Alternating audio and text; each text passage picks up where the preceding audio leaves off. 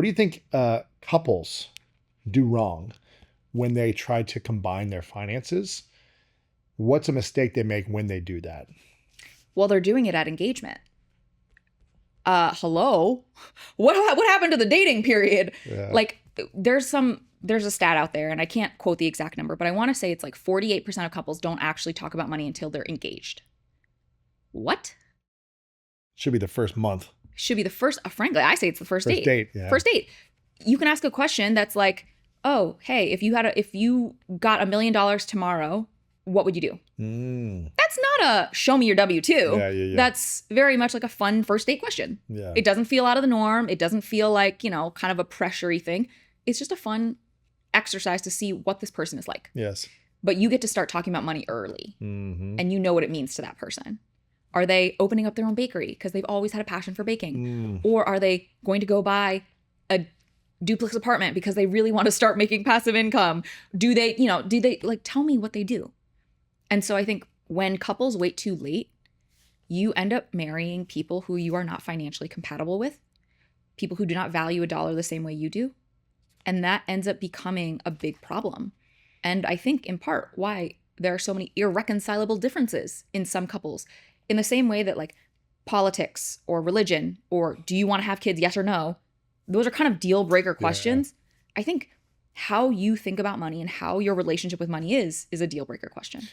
Do you think couples can last if they love each other, but they don't have the same values around money? Lewis, do you think love is enough? No. I don't. I don't either. I don't. Because guess what? Sure, you can last through the honeymoon period. Sure, you might be able to last the first 5 years.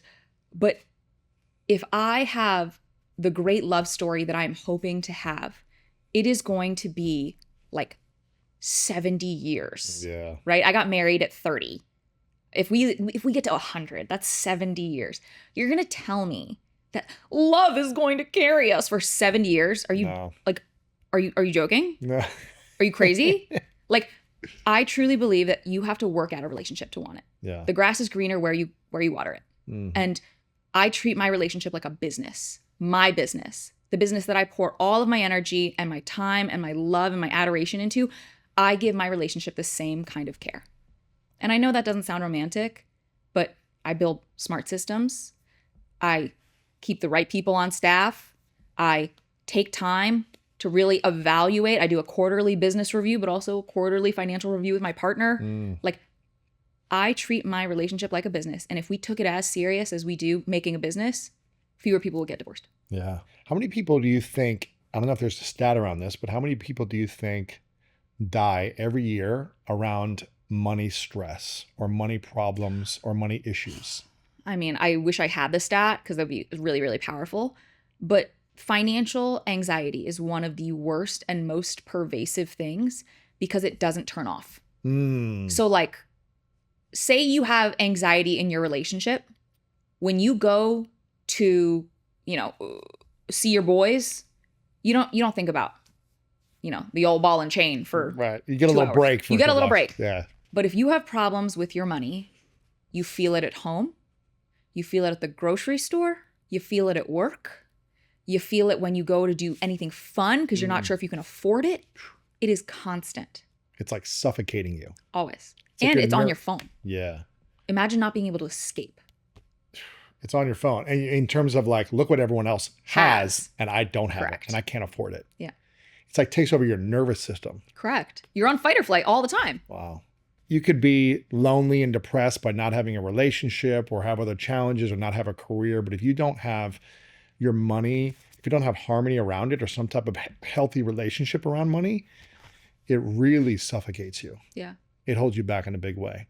And again, I go back to the beginning of this conversation where you were just like, what, good things happen to girls like me or something like that. Like, I think you have to really shift your mindset around it. Even if you don't see the evidence yet that good things are happening to you. Maybe they haven't happened to you. Yeah. But at some point you have to shift and start thinking and speaking in a different way about yourself so you can start seeing the evidence in real life, even with small little acts that are happening to reinforce, look, good things do happen to me. I just found a penny. Good things happen to me. Someone just smiled at me.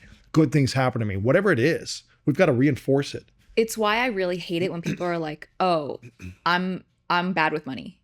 You're not. You're on your money journey. You're starting your money journey. Yes. Doesn't that feel like so much more Yes. empowering? Like you are taking the first step in the right direction versus like, yeah, you're bad and that'll be that forever. Like, I don't want to hear that. No.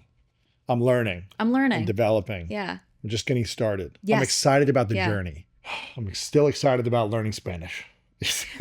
I'm not bad at Spanish. I'm still learning. I'm still on my journey of learning Spanish. That's so funny. I love this, Vivian. Your book is really powerful. It's called Well Endowed: The Secrets to Strategic Spending, Building a Financial Foundation for You and Your Family, and Creating Lasting Generational Wealth. Make sure you guys get a copy or two. Grab some for your friend if you're trying to understand money more and feel more financially at peace. This is the book to get started. You got a lot of great content on social media. And I love that you also said, because I'm in like a next phase of my content journey. Yeah. I've been doing it for 15, 17 years of creating content. I mean, look at this beautiful office. 13 years of doing the podcast every week for 13 years. And I'm in a whole new phase of like doubling down and creating content and really like leveling up with my own personal content as well. So you inspire me that you say you're willing to work harder, ideate stronger, and keep like grinding it out for longer, even when not everything is going viral. It's Yeah. like you keep showing up. And I see that in your content on social media, and I dig that about you. I dig it about you. You're doing amazing. I asked you these questions before in our previous episode, but I'm curious your perspective now, a couple of years later. If you got to live that 70-year relationship journey, Yeah. but for whatever reason, it's the last day on earth for you, many, many years away, and you got to accomplish all your dreams and all your goals, personally, professionally, it all came true. But for whatever reason, all of your content had to go with you, all of your books had to go with you, and we didn't have access to that content anymore. Yeah. But you could leave behind 3 lessons to the world, 3 things, Ooh. 3 things you knew to be true, personally, professionally, whatever it might be. What would those 3 truths be for you? Okay. First one, your partner is the most important financial decision you'll ever make. This is the person that you are going to literally navigate this world. It is hard enough as it is. You better pick someone who is your number one cheerleader and thinks the sun shines out of your butt. Because if you have a hater at home, you won't accomplish anything. Oh, That's a rain cloud at home. snap. 2, I would say if you want to live in a village, you have to be a villager. I think so many of us have fought, like the favors economy. We've given up on it. In our parents' generation, if I needed to go to the airport at 6 a.m., I'd be like, hello, neighbor Lewis, will you drive me to the airport at 6 a.m.? And we used to do it. You would be annoyed because it'd be early, but you do it. And then I know I could count on you to watch my dog. exactly. The next week when you were out of town, I would walk, like Ranger and I would go on a walk, even though it meant that I might have to come home from work a little bit earlier. Fine.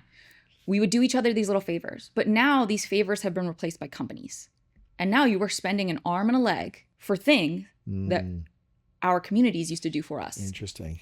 We got, the apps that you can on demand get taken somewhere. You have these apps that can on demand come walk your dog or bring you food or do these things. And we don't have to care for each other in the way that we did.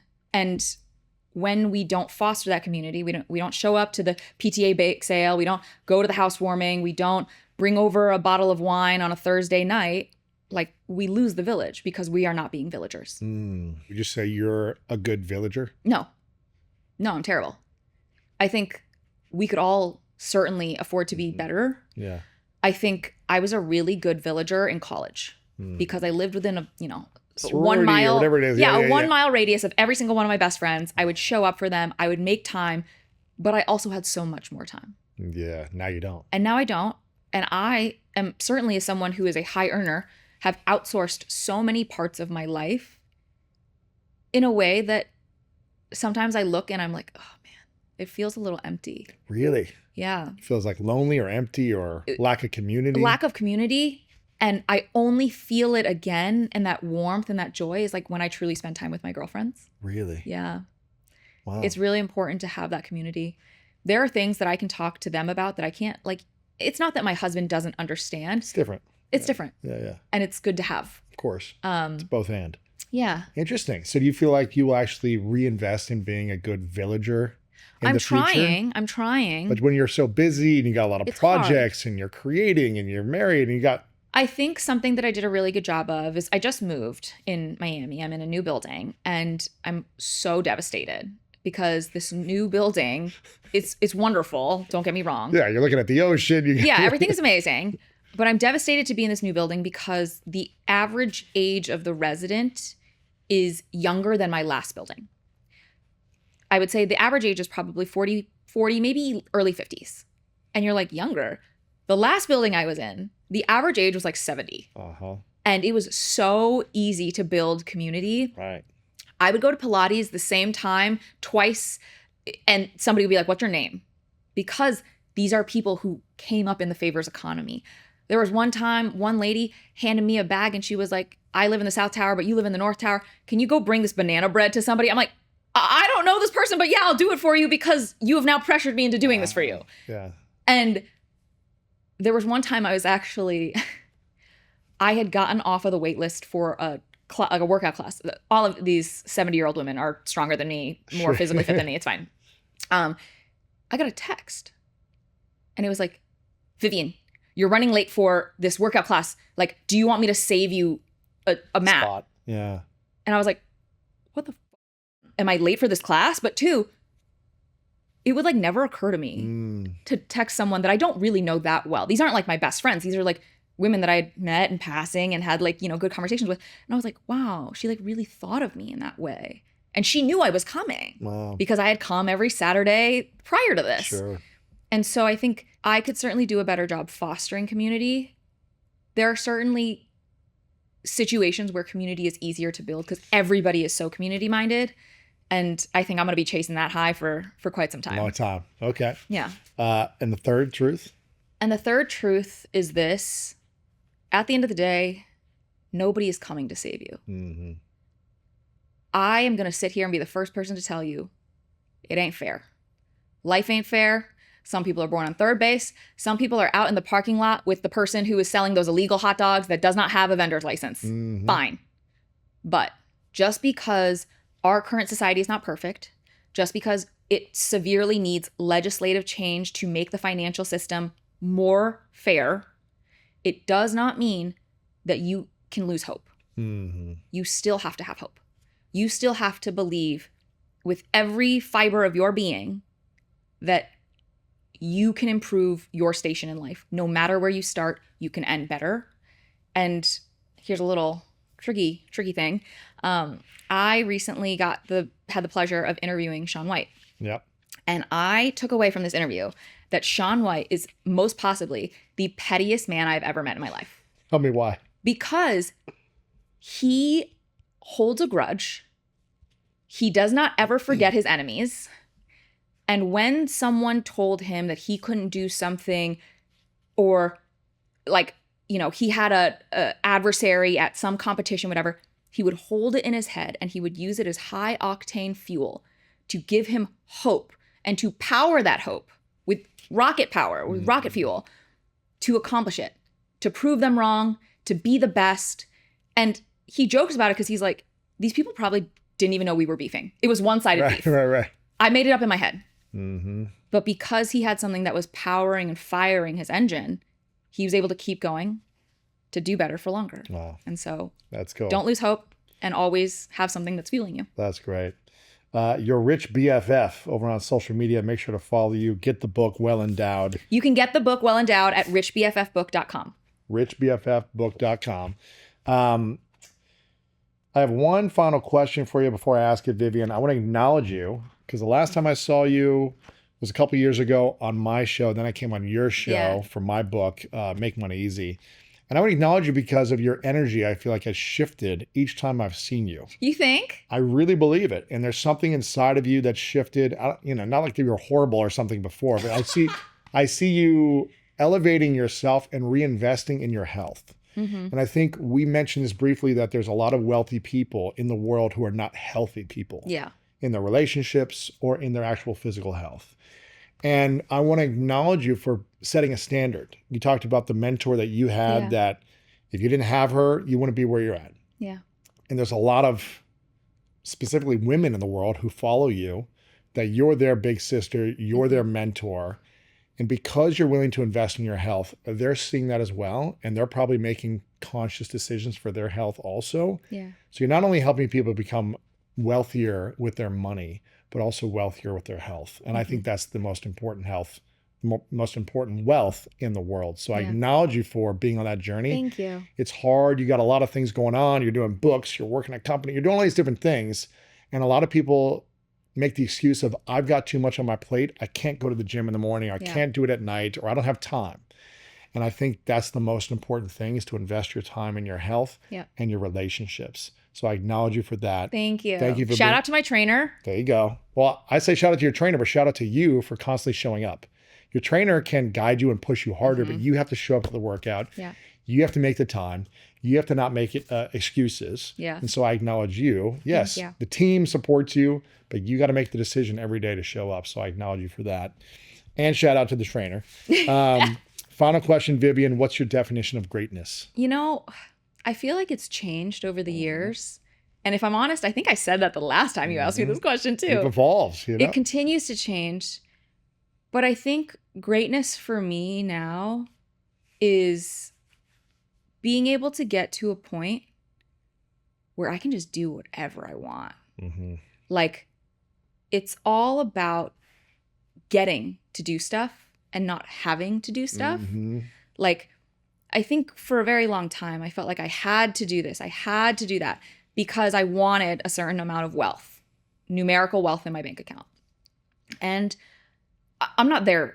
I'm not to my FU number yet. Let me be very, very clear. I'm not there. But I'm getting closer. Yeah.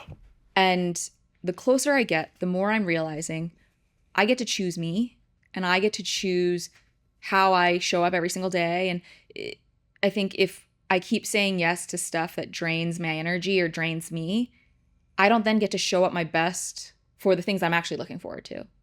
And so greatness for me is eventually being able to have the full freedom financially and also in my time to live unencumbered. Like, I don't want money to be a decision, like be part of my decision making process. Yeah. I just want to be able to do it because I love it.